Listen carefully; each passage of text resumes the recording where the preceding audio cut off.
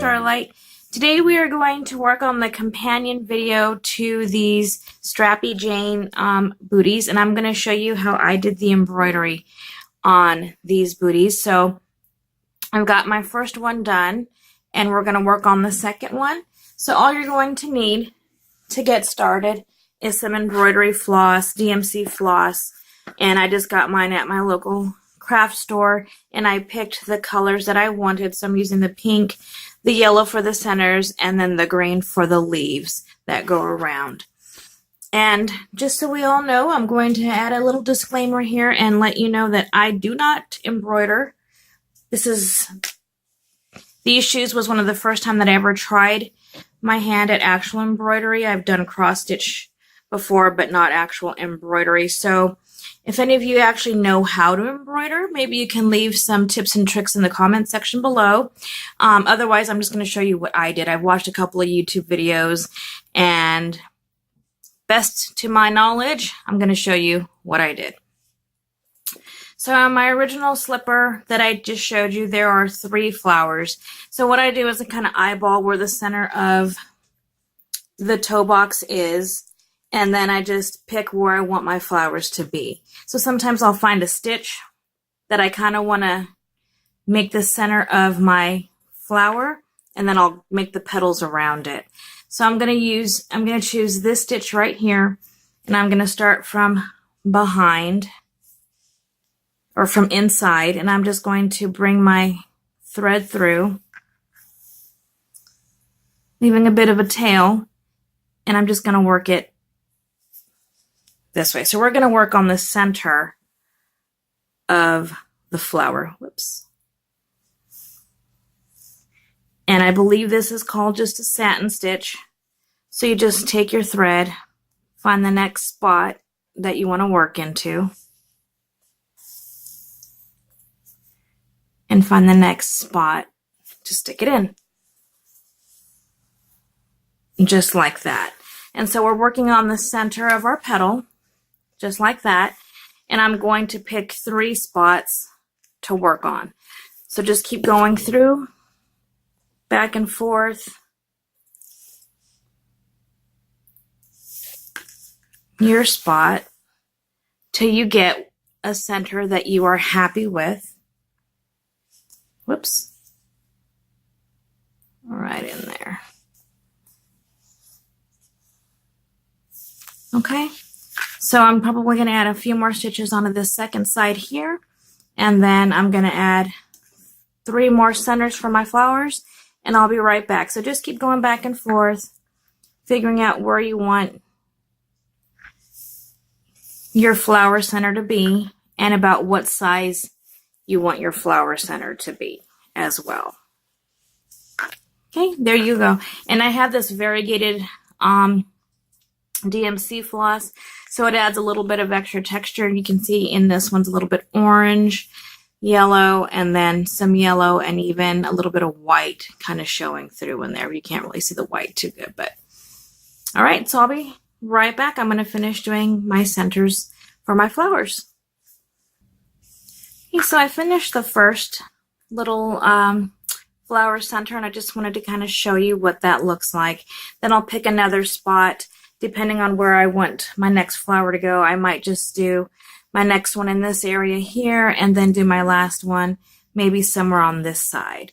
So there's no rhyme or reason. For me personally, I don't necessarily care that they're duplicative, so I don't care that this slipper matches this one exactly. I think they're hand stitched and it looks cute no matter what.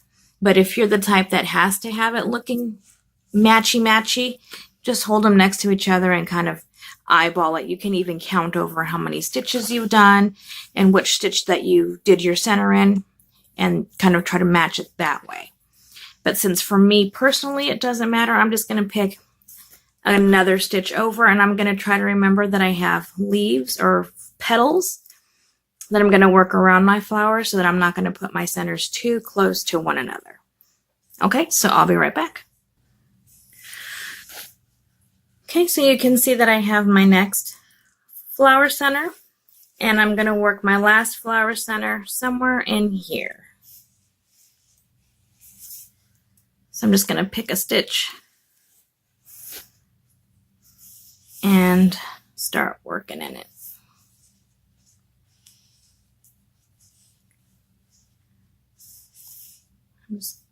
Now when you're working on a crocheted item, just be careful not to pull too tightly, because if you pull too tightly, you can see that that thread kind of gets buried in that stitch.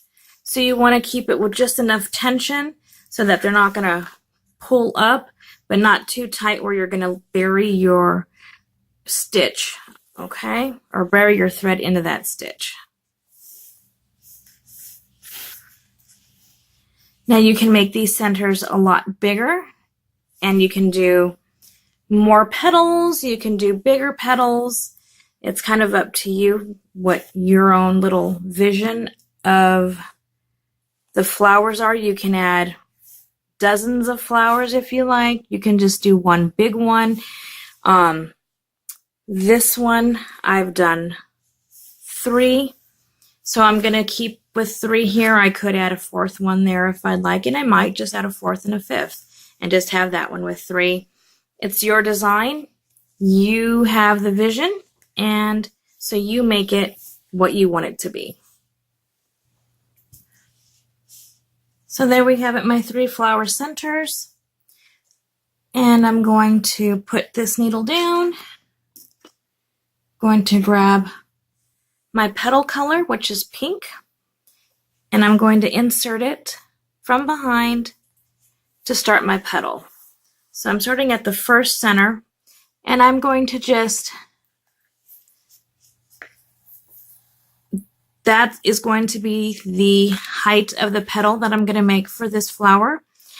So each side I'm going to come in and I'm going to work the next one about the same height as the original stitch. And then the next one after that, I'm going to work it just a tiny bit smaller than that original stitch to start shaping that petal. Then we're going to come in, oops, and work a little bit smaller. And then we're going to come in one more time. I'm going to make one more run at this petal, just a little smaller than the last. Okay, then I'm going to come and work the other side of the petal. So I'm going to try to get it next to my center. Now I'm going to do the same thing. I'm going to work as close to the first stitch. And then I'm going to come back in, make this next one just a smidgen smaller or shorter. And then I'm going to do one more. Whoops.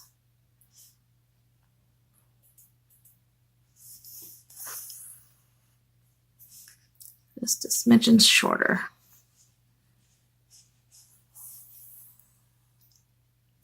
Okay, so that's my first petal. And I'm going to go around and work, I don't know if I want to do a 5-petal flower or leave it at 4. I'm just going to kind of let the stitch tell me what it wants me to do with it, and I'll be right back. Okay, so I finished working my first little 4-petal flower is what it ended up being, and that's what it looks like. So you can do as many petals as you can fit. I've even thought about coming around to the sides here and adding another layer of petals. What I haven't tried, but I'm going to try for the sake of this video, is to just kind of outline where I want my petals to be. And by that I mean I'm just going to kind of take my thread and I'm going to work some simple stitches to kind of give me a guideline of how I want my flowers and the petals to look. So I'm going to go just around in the form of a petal, just kind of back stitching a little bit, and then I will fill in the shape with the satin stitch, so that I can have a little bit more guidance of where the stitches are going to be. So I don't know how well this is coming up on the video because the lighting is really bad, and I do apologize for that. I try to work with natural light, and the sun has decided to play hide behind the clouds today. So I'm relying a little bit on my light that I crochet by, and I know it's not the best, so bear with me. I do apologize for that.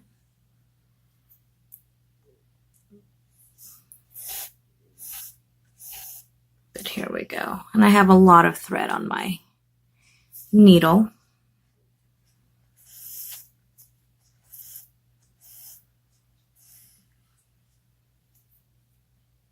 Okay. Let's go for a little curvature here and bring it in towards our center.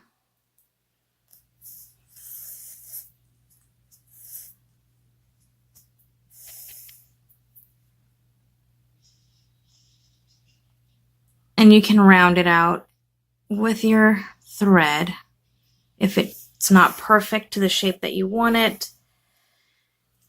This is kind of just the outline. And when you fill it in, you can really do a lot of shaping at that time as well. Okay, so there's my little petal outline. And I'm going to go around and make, I don't know, maybe 4 more. I think this one I want it to be a 5-petal flower. So I'm going to go ahead and work my outline. And then I'll come back and we will fill that in. Okay, so here you can see I've outlined my 5-petal flower. And if you have a dark enough background and a light enough color floss or thread, you can probably just leave it outlined like that as instead of having to fill it in. But I want to fill mine in. So I'm just going to work satin stitches to fill in the shape of my outline and make my 5-petal flower. So I'm going to start here, the first petal, and I'm just going to work long stitches if I can find a hole. There we go. Long stitches to fill that in.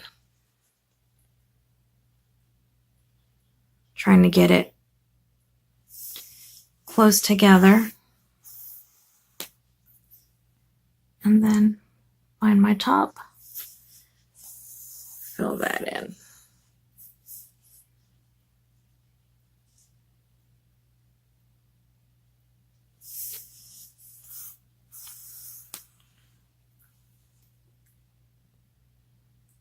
Okay, so that's all you're going to do to fill in those petals.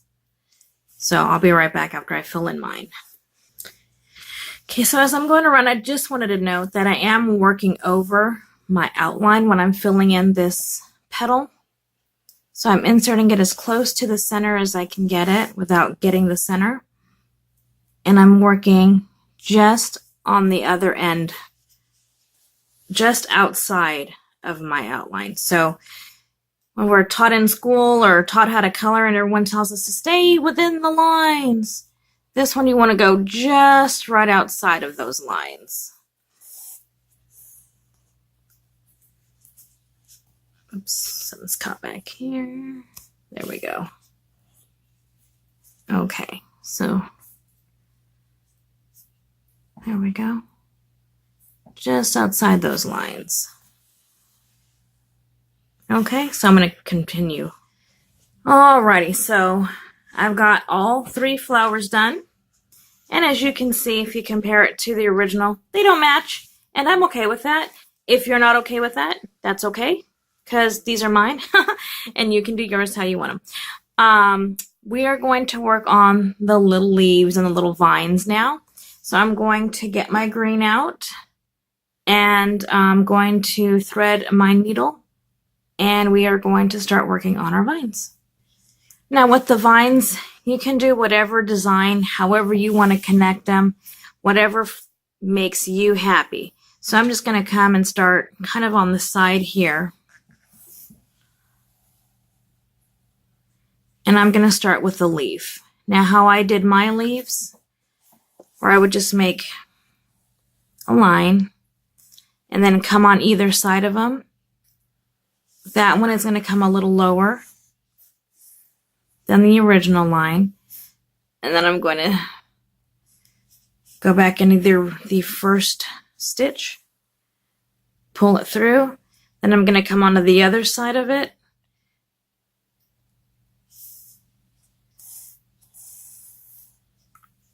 and pull it through. Okay, and then if you want to do one more on this side, and then, okay, so we have a little bit of a leaf, and I'm going to finish it off and go on the other side. Just like that. Okay, so there's my leaf, and I'm just going to make my vine, and I'm going to just kind of attach it, and it's all going to be worked with back stitches. So, it's going to come in there, like that, and I think this one I'm going to twirl it around this way and then have it go that way.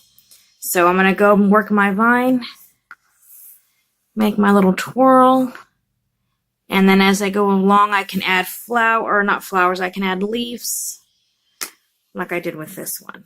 So I got some twirls here and some leaves, and then it goes through there. I made another big leaf there, little vines and leaves. Okay, so that's what I'm going to do. And when it's all said and done, I'll be right back. Well, it'll take me a few minutes, but you'll see the finished product. Okay, so you can see I've got my first little twist here, and I've attached it to my first flower. And then you can come through, and I can come up here and make more vines. I think I'm going to pull it through this way and make a big leaf, or a vine that way, pull it through, and then make a leaf down here, and then do my little curly Q and come across. So it's just whatever your heart desires. I'm going to come back and add a bunch of leaves here, and then I'll be done with my hand embroidered little slipper. Well, there you have it, folks. I finished my vines, did all my leaves, all my 3 flowers are done. Here's the matching slipper. So that is my pair. I think they came out really cute. I like that they're not identical because, again, they're handmade. So they don't have to be identical. Here's another pair that I did. In this one I have the 3, and in here I only did 2. I didn't do a lot of the vines, I just added the cute little leaves. And that's all. I hope you enjoyed watching this quick little video. And like I said, I'm not a professional embroiderer. This is the first time I've really actually done anything, and I just kind of looked at YouTube and went for it. So let me know what you think. Let me know in the comments section. This is, like I said, the companion video to the actual pattern to make these strappy Janes, and they are in the adult sizes. If you like this video, please hit that subscribe button and then that little bell button to be notified when new videos become available. As always, I hope you have a wonderful day and happy hooking!